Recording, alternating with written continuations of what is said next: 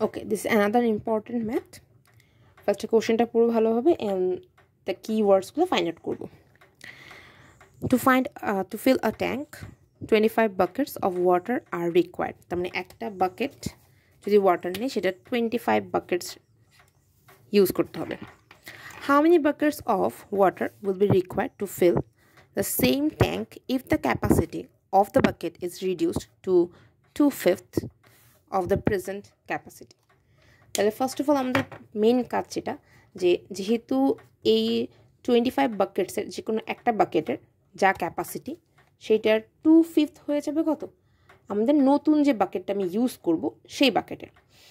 আর যেহেতু ফার্স্টেই আমি 25 বাকেটস ইউজ করে ট্যাঙ্কটাকে ফিল আপ করতে পারলাম, উইচ মিনস কি ট্যাঙ্কটার ভিতরে 25 বাকেটসের পানিটাই ধরতে পারতেছে, তাহলে আগে এটা ধরে নেওয়া দরকার যে লেট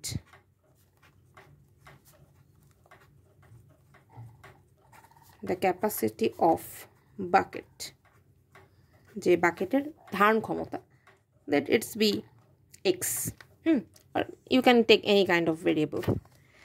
Then যেহেতু একটা বাকেটের ক্যাপাসিটি x, তাহলে 25 বাকেটসের ক্যাপাসিটি কত হবে?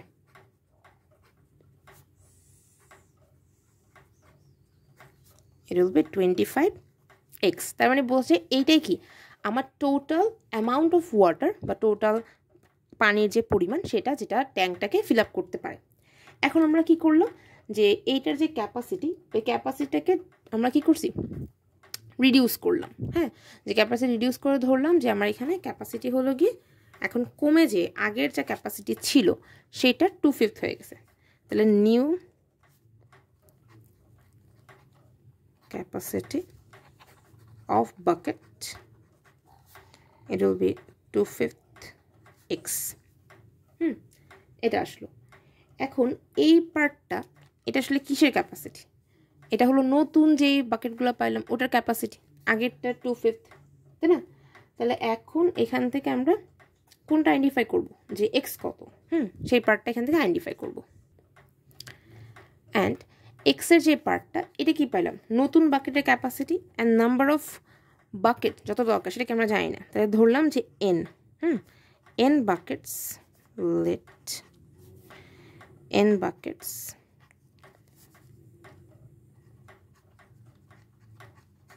Capacity equal 2/5x n। হ্যাঁ, এন বাকেটস নিউ বাকেটস যেগুলো সেটাকে এন আইডেন্টিফাই করলাম। তাহলে এখন অবশ্যই এই ক্যাপাসিটি আর এই ক্যাপাসিটি কি সেম, কারণ আমি এখানে নতুন যে বাকেটগুলো নিলাম ওই বাকেট এতটুকু পানি ক্যাপচার করতে পারে, এতটুকু পানি ওটার মধ্যে ধরে।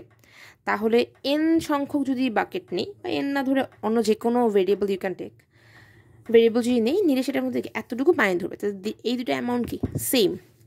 হেন্স